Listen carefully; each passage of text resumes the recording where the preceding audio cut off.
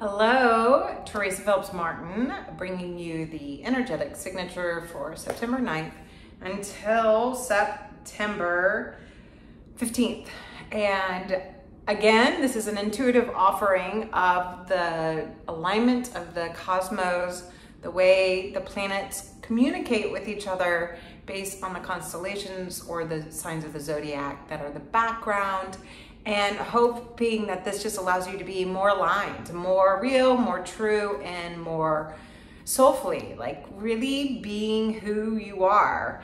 And the sweet little thing, the reason why this is delayed is that I substitute taught 4th grade, something that I actually always thought I was gonna do, which was be a school teacher, but I was a yoga teacher, and now here I am is sharing these insights with you. And life is beautiful the way it unfolds. However, I read them this story about the definition of cool. And as I was reading it, you know, there's typical saga of a kid has this vision, but then gets derailed because of other kids' opinions, right? But then those who have gone before offer some insight and some wisdom that brings clarity to this child. And the biggest thing of the story was about be yourself, be authentic. If there's something you love to do, go after it. So it was cute, it was sweet, and that is the idea of being soulfully yourself. So back to the cosmos. What we have this week is we have a lot of, well, we have the full moon bright and early Saturday morning, the full moon in Pisces. We have the sun trining Uranus. We have Mercury going retrograde. We have a little subtle aspect with Saturn in retrograde. And then, and that's it. So that's it. There's a lightness to it, but there's a fullness to this moon. If we look at the Virgo lunation about really grounding the change and being divinely centered, this full moon, as it's in its opposition, is really about feeling the fabric of our being woven together, not just in our own cellular nature, but with each other, of recognizing that we don't have authority of defining what the relationship is for any entity in existence. So that idea of, you know, only humans go to heaven. There is this miraculous energy that comes together that makes you who you are. And it is not our place to place a hierarchy, right? If you go for a walk and you see a bunny, that bunny doesn't identify as a bunny. It's how we've identified. It's the classification we've placed upon it to create order. And that is essential. So Neptune is part of this full moon. Neptune is what I call the fairy godmother. Neptune is that unseen dimension. Neptune can make things blurry and hard to see. Now, the moon won't be exactly with Neptune because the moon is at 17 degrees and I believe Neptune's at 23 or 24. However, within hours of the moon perfecting and its exact opposition with the sun, it passes Neptune, and then it makes a sextile with Pluto and a sextile. The moon is also trining Uranus. There's this a mystic rectangle as far as aspects go, and what that means is that there is a message. It is a truth that needs to be told. There's a mystic wisdom that can come forward.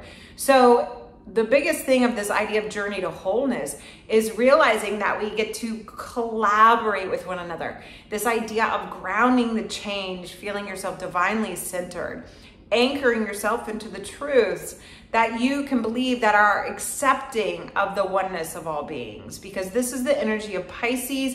Neptune rules Pisces. So we have this oneness.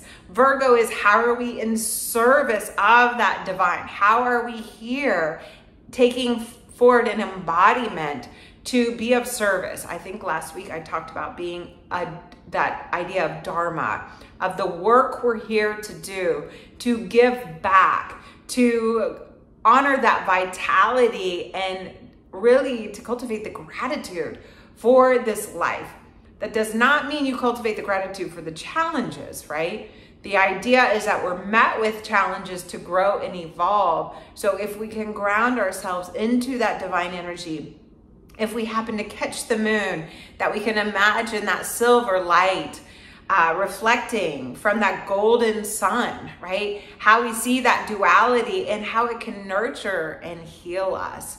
I do not give advice on the practices of bathing in the moonlight or all those things, because that's really an individual. If you're inspired to go sit under the moon, trust that instinctual nature. Get quiet and find time to hear the rhythm that allows you to be who you are, because who you are is unique to all things everywhere. What happens is we get stuck in the idea of comparison and judgment. We get into the lower vibration of being human. We're human, so it happens. And what we need is to dissolve that. This is what this Neptune and Pisces energy is, to dissolve the layers. Virgo wants us to have boundaries, but we also need to remember we don't have the boundaries to separate and isolate. We have the boundaries to create order and room and organize our ability to be beings on this earth collaborating together. Okay, that was kind of a deep dive into this moon. Mercury is retrograde. And in that Mercury being retrograde, you want to be prepared for little snafus. No concerns. So much is already in the works. Nothing to fear. Nothing to be derailed by. If anything, have a sense of humor if you thought something was going to come together and then it didn't, which is why this energetic signature is being posted later than normal. You want to just dot your I's and cross your T's. That is what my friend Glow used to always say. Just pay more attention. Listen. Mercury in Libra is asking us to listen.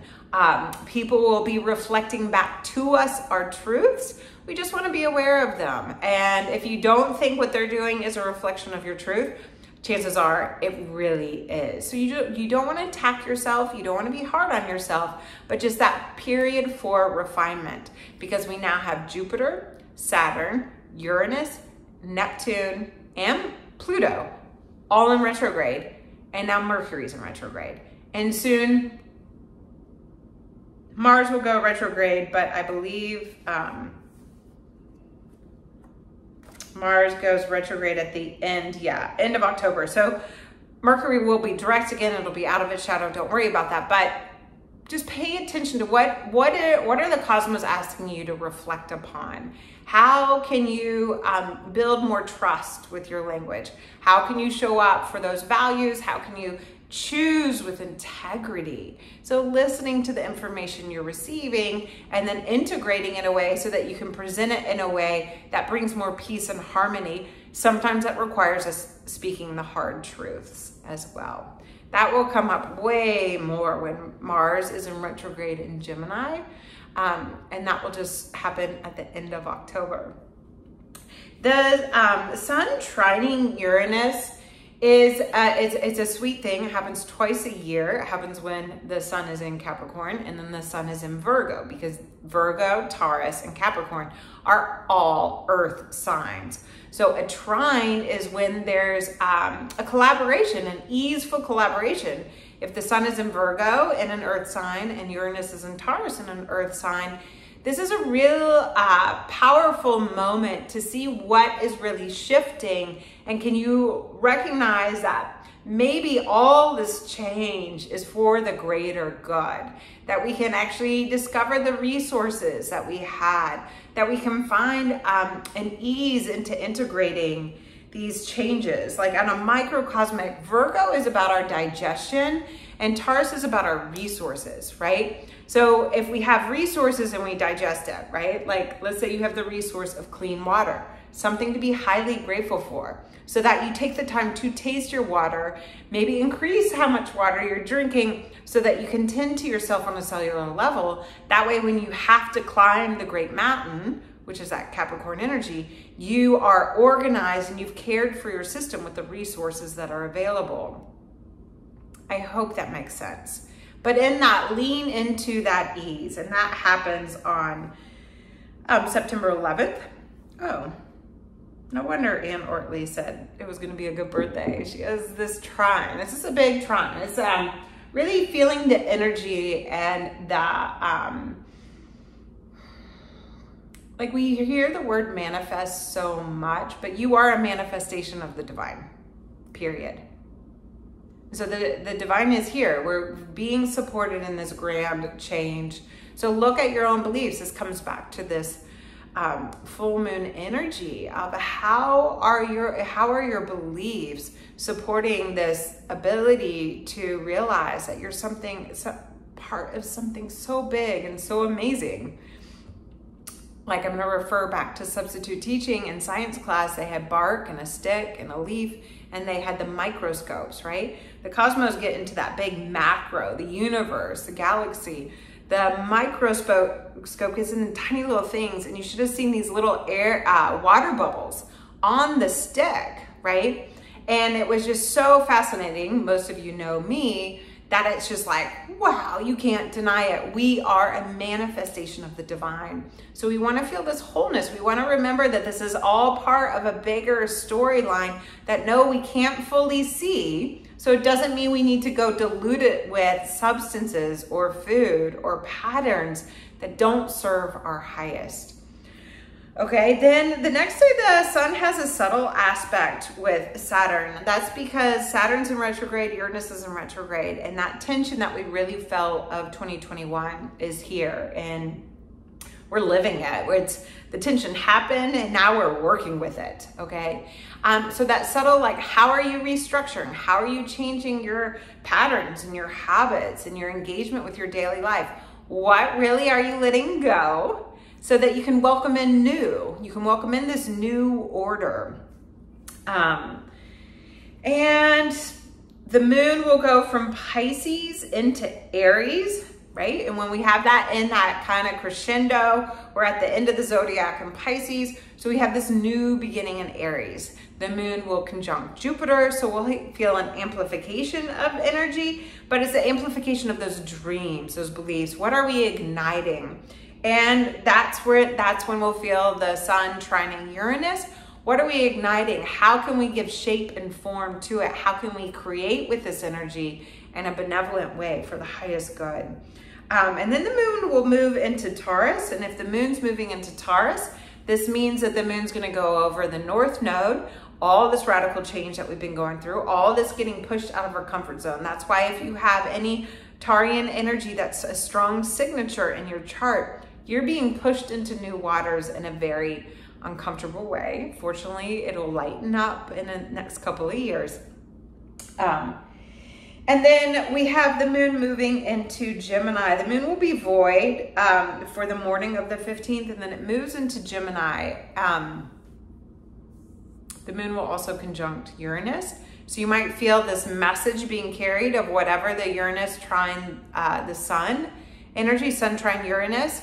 When the moon passes over, it's going to carry a little bit of that energy forward into Gemini.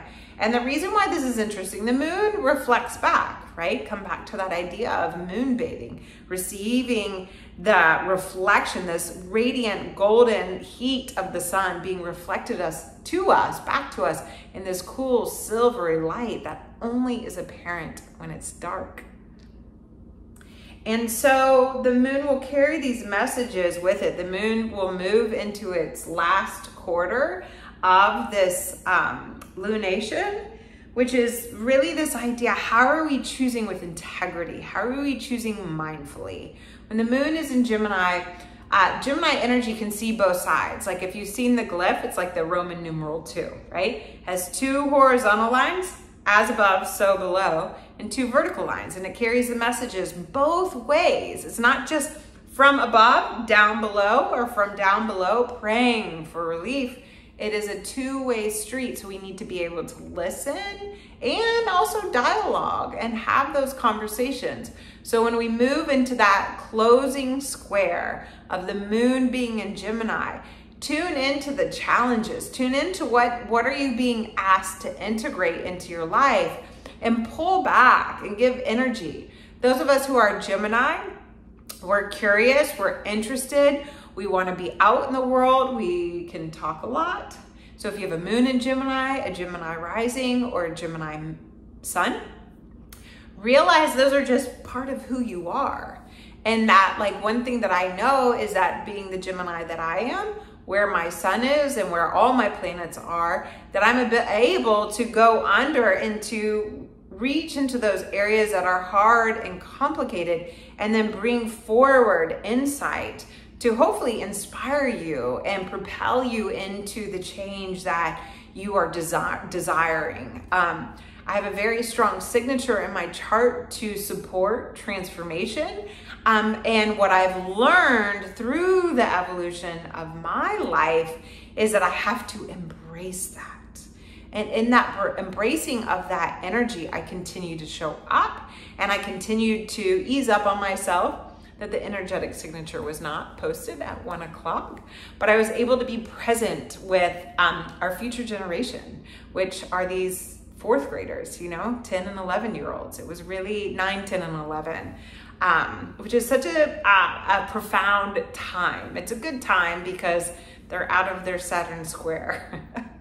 So that is it. It is a lighter week. If there are those habits that the Virgo lunation that you just didn't make happen, it's okay. Call for the divine support that you can initiate it, that you can take care of your health, that you can take care of your well-being, that you seek out the wisdom. You talk to the divine source, God, however it is you want to, and receive the blessings of your life and call forward what it is you are ready to welcome, and acknowledge what it means you have to let go of. This is definitely the energy, the duality of releasing to renew. And from that renewal, can you choose mindfully? From that renewal, can you put the energy into the drive? This is what I was saying with those of us who have Gemini signatures in our chart. There's going to be definitely a push to move forward. Sometimes that push isn't very graceful and sweet and loving and kind, but there's a new ambition. And so if you have any kind of air signature in your chart, know that Mars is going to be in relationship with this. Mercury is in relationship because Mercury is in Libra. Then Mercury goes back into Virgo on September 23rd during its retrograde, and the sun will have moved into Libra at this time. So realize when Mercury goes back into Virgo, it's going to get into those details, right? Mercury right now is asking us to look. So if you have air signature, realize that there's this energy helping you refine and amplify. It's just really important that we pause to listen. I thank you so much for tuning in. I appreciate you trusting in your own inner divinity, that you have agency over the direction of your life, what it is that makes you feel good, that you can embrace, as long as it's not detrimental to you long-term and it doesn't cause harm to anybody else. The idea is that there's room and there's plenty of space. Think about the universe. There's room for each of us and all of us. And I just appreciate you taking the time to tune into the skies and the heavens and that bigger energy that's here to support us, and that you can find your way on with the light around you and within you, so you can be real, you can be true, and you can be soulfully you.